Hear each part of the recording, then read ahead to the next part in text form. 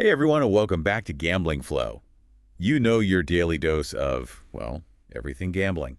I'm Russell Kane, and of course I'm with brilliant Fiona Blake. Always a pleasure to be here. So we get deep into a lot of strategies and odds and what's happening right now in gambling. But today, I thought, you know what? Let's do a different kind of deep dive today. Oh, Let's dive deep into gambling, but through books. interesting. See, I think that's what's so fascinating about this. We always think about the bets and the games and winning and losing, All right? right, right. But there's this whole world of writing about gambling, about the history and the psychology, just the thrill of it all. Yeah, and you know what? I was blown away by how many books there actually are about gambling. It really shows you how much it's a part of us, our culture. It's not just some hobby. Oh, absolutely not. It's like, it's human nature, I think. This need for risk and reward, maybe even challenging fate, a little. I mean, think about it. Gambling might be one of the, if not the oldest forms of entertainment. Yeah, you might be right about that. I mean, we see evidence of gambling going back thousands of years. Ancient dice games, early card games. Humans have always loved to test their luck, Yeah. and their skill. So we've got this huge history of gambling, but Mhm. where do the books come in? What can we learn from reading about it instead of just, doing it? Well, think of it this way. These books can show us gambling in a totally new way. Some of them will give you practical advice, like how to be better at different games. Okay, strategy stuff, got Yeah, it. exactly. But then others, they get into your head. Why are we drawn to gambling? What's the psychology of winning, losing, and that line between having fun and addiction? And then there are those books that are all about gambling's impact on everything. Literature, film, history. Wow, so many different angles. Right. It's huge. So come on, let's get into it. I know you brought some fascinating books to talk about. Which should we start with? How about we kick things off with a real classic, one that, links gambling and pop culture, Casino Royale by Ian Fleming. Oh yeah, the James Bond one, right? Yeah. But isn't the book different than the movie? It is. Most people only know the Bond film.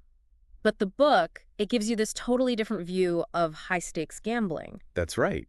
I remember reading something about the casino game in the book. It wasn't poker like in the movie. You're right, yeah. The movie Bond's this Texas Hold'em master. But the book, it's all about chemin de fer. Amanda, what now? Chemin de fer, it's like a fancy version of baccarat. It was huge with the European elite back in the early 1900s.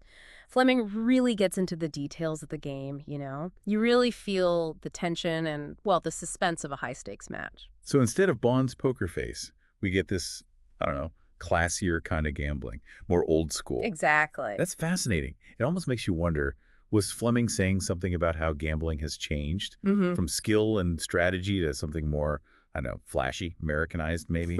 That's an interesting take, actually. You're right. The image of gambling has shifted over time. Hollywood, online casinos, they've all changed how we see it. But deep down, it's still about that risk, The excitement of not knowing what will happen. That's what pulls us in, whether it's chemin de fer or, the slots. So from spies in high society, let's get a little more practical. Yeah. A lot of our listeners are big-time poker players. What books should they check out? Something to really, help them up their game. Absolutely. For those serious poker players out there, The Theory of Poker by David Sklansky, that's a must-read. Seriously. It's basically the poker Bible. I've heard of it, but isn't it like all math formulas and stuff? Well, yeah, it does get into the math side of things, but Sklansky explains it in a way that everyone can understand. Okay, good to know. What he does really well is he breaks down the core principles of poker, right? And then shows you how to make decisions based on logic, on probability, not your emotions, not your gut feelings. He's got this concept called the fundamental theorem of poker. Basically, it means that anytime you play differently than if you knew what your opponent had, you're messing up. It's a big idea. It makes you think about maximizing your chances of winning, like every single time. So it's not just reading your opponent, it's playing the odds so you have the best chance of winning over time. Exactly. That's what makes the theory of poker so important. It's not about winning one hand, it's about being a consistent winner. All right, listeners, that's gold. Take notes. Yeah. But what about those of us who, aren't quite the poker sharks? Is there something for beginners? People just starting to explore casinos and stuff? Of course. Casino Gambling for Dummies by Kevin Blackwood. That's your go-to for a more beginner-friendly approach. It covers pretty much everything. Slots, roulette, blackjack, craps. And he gives you practical tips on everything. Managing your money, understanding the rules, basic strategies. So it's like a casino crash course. Yeah, exactly. It takes the mystery out of casinos and helps you feel more confident. I like it. Confidence is key. All right, so we've got the pros covered and the newbies. Let's focus on a specific game now, shall we? Blackjack, what do you think? Always a favorite. Blackjack is so interesting. It's that balance of luck and skill. You can't control what cards you get, but the right strategies can really change your odds. You know what's always fascinated me? Card counting. Yeah, It's like a secret code, right? Like something only a few people know how to do. it definitely has that mystique about it. And while it's not illegal, casinos aren't exactly thrilled about it. I bet. But does it really work? Is it Yeah. like in the movies? Can regular people even learn it? Well, it takes a lot of focus and practice, but there are books that can teach you, like Blackjack for Blood by Bryce Carlson. It's a bit controversial, though. He gets into some pretty advanced stuff, including his own Omega-2 card counting system. Hold on. Omega-2 card counting system. That sounds serious, like PhD level math or something. Haha, maybe not that intense, but it's not easy. You're giving different values to the cards and keeping a running count as they're dealt. The idea is to keep track of the high cards versus the low cards left in the deck, and that gives you an edge. You know when the odds are in your favor. So it's more than just a few basic strategies. It's constant calculations, changing your bets based on what's already been played. You got it. That's pretty amazing. But let's be real. Not everyone's going to be a card counting genius, Yeah. right? What if you want to get better at blackjack without having to become like a math professor? Don't worry, there's something for you too. Winning Blackjack Without Counting Cards by David S. Popik, this one's great. It's all about making smart choices based on what you have and what the dealer's showing. Okay, so no crazy card counting. Yeah. Just playing smart. But does that actually work? Can you win without card counting? Well, like any gambling, there's always luck involved. But with good strategy, you can reduce the house edge, improve your chances of winning over time. And Popik's book gives you a framework to make those smart choices and avoid the mistakes that cost you money. So we've got strategies for everyone, from the hardcore card counters to the casual blackjack players. Love it. But let's not forget about the other casino games, the ones that don't always get the spotlight. You're right. Games like craps, roulette, they can seem a bit intimidating, but they've got their own strategies and little secrets that can make them really fun. I've got to admit, I've always been a bit scared of the craps table. It seems so chaotic, so many bets, everything happening so fast. I know what you mean, but there are ways to break it down and make it easier. There are some great books that explain everything really well. Casino Craps for the Winner by Avery Cardoza, that's a good one.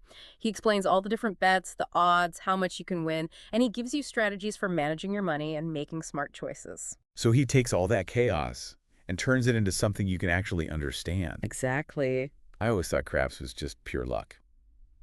But maybe there's more to it than I thought. Oh, there definitely is. Dice games always have a chance element, but knowing the odds gives you a big advantage. Cardoza's book really helps you approach craps with more confidence, and understanding. Yeah, this is so interesting.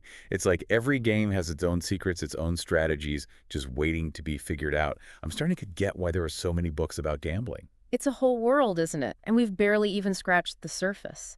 There are books on everything gambling. The history of the games, the psychology behind betting, even the ethics and social impact. It's massive. All right, we've covered a lot in this first part of our deep dive. From spy novels to card counting, it's clear there's a book out there for everyone, no matter what level you're at.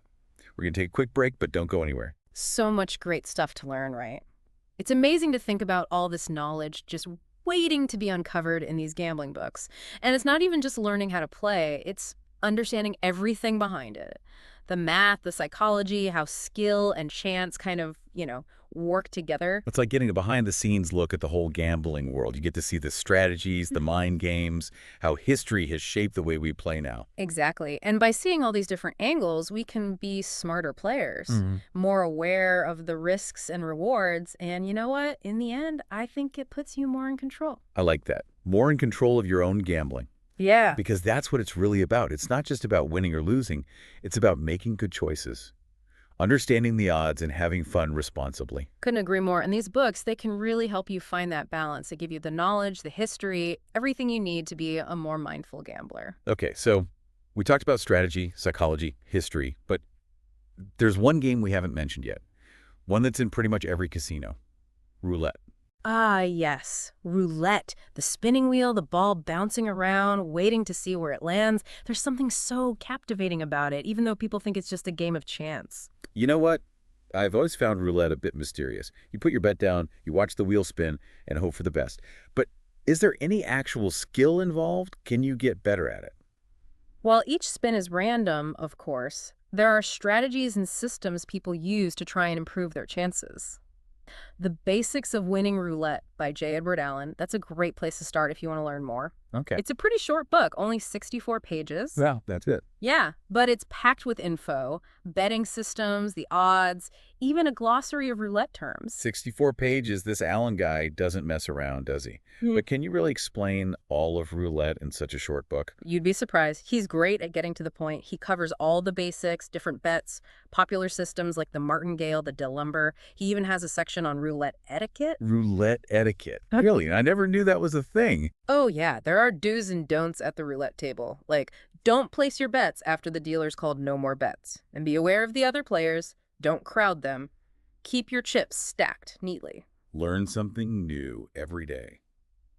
So we've got books for playing poker like a pro, mastering blackjack with or without card counting, even navigating the craps table like you own it, and now roulette etiquette. Mm-hmm.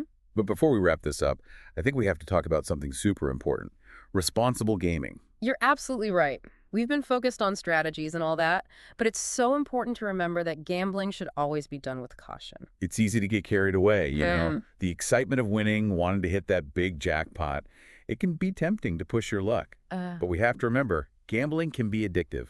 It's crucial to set limits, manage your money, and never chase your losses. Right. And thankfully, there are books to help us understand the psychology of gambling, the signs of addiction, and how to keep a healthy relationship with it.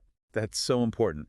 We need to know how to make responsible choices so gambling stays fun and entertaining, not something that stresses us out or causes financial problems. Exactly. And a great book that tackles these issues is Change Your Gambling, Change Your Life by Dr. Howard Schaffer. He's a leading expert on gambling addiction, and the book really takes a close look at the struggles problem gamblers face. That sounds like something everyone should read, especially if you're struggling yourself or know someone who is. Definitely. Dr. Schaffer goes into the reasons behind gambling addiction, the link with mental health issues, and the steps you can take to break free from that cycle. So it's not just about willpower. It's about understanding why it happens and getting the right kind of help. That's the key. And this book, it gives you a path to follow, you know? It gives you hope and real practical guidance if you're ready to make a change. This is such important information. It reminds us that gambling can be fun, but it needs to be approached with awareness, responsibility, and honestly, a bit of self-reflection. And don't forget, there's no shame in getting help if you need it. There are resources out there, people who understand what you're going through. Absolutely. We'll put some helpful links in the show notes for anyone who wants to learn more. And with that in mind, I think it's time to move on to the last part of our deep dive. We've covered strategies, psychology, history, responsible gaming. But there's still so much more to explore. We've covered so much ground, haven't we? I know, right? I mean, seriously, my mind is blown. I had no idea how much there was to learn about gambling beyond just, playing the games. It's fascinating, all this history, psychology, strategies, even how it affects society. It's been quite the journey. We've gone from those classic spy novels to card counting guides. And of course, we talked about responsible gaming, which is so important. Right, super important. But like you said, there's always more to discover. Going through all these books with you, it really got me thinking, why do people gamble? Is it all about the money? Or is there something, I don't know, deeper going on? That's a really good question. And I think the answer is, well, it's complicated. For some people, yeah, it's definitely about winning money. That dream of hitting it big, Yeah, I get that. There's definitely a thrill in taking a risk and seeing if it pays off. But I think you're right, there's more to it. It's the excitement, the challenge, that feeling of, I don't know, being on the edge of something you can't control. Exactly. It taps into something primal, That human fascination with risk and reward. It's like we want to test ourselves, our luck, our skill against the unknown. Gambling's been around for centuries, right? It changes, adapts to different cultures, new technologies. But that core element, that uncertainty, that anticipation, it's always there. I think you nailed it. It's that not knowing, the possibility of anything happening. That's what keeps people coming back. And that's what makes it so perfect for stories, for books. Gambling becomes a way to explore human nature, what we hope for, what scares us, those big wins and crushing losses. It's all about our relationship with risk and reward and how complicated that can be. It's like life, isn't it? But played out on a poker table or a roulette wheel. You make choices, you take chances, you experience the ups and downs, and in the end, you'll learn something about yourself. I like that. It's true. And I think that's why books about gambling can be so powerful. They let you step into someone else's shoes, see the world through their eyes as they deal with those same challenges we all face. And it can even make you think about your own gambling. What are your reasons? Are you approaching it in a healthy way? Exactly. These books can help you figure things out about yourself, your relationship with risk, with reward, with money. So to wrap up our deep dive, I want to leave our listeners with this. If you're a gambler, seasoned or just starting out, or even just curious about this whole world, pick up one of the books we talked about. Go on your own little literary adventure into the heart of gambling. I think you'll be surprised by what you find. Not just about the games, but about human nature, about luck, and yeah, maybe even about yourself. And remember, knowledge is power. But it's even more powerful when it's combined with responsibility. Gamble smart, set those limits, and never forget, the real win is the experience itself, not just the money. Couldn't have said it better myself. Well, folks, time to cash in our chips and call it a night. Thanks for joining us on Gambling Flow, your daily dose of all things gambling. I'm Russell Kane. And I'm Fiona Blake. Don't forget to subscribe, like, comment, share this with your friends, anyone who you think might find it interesting. And until next time, gamble responsibly and have fun.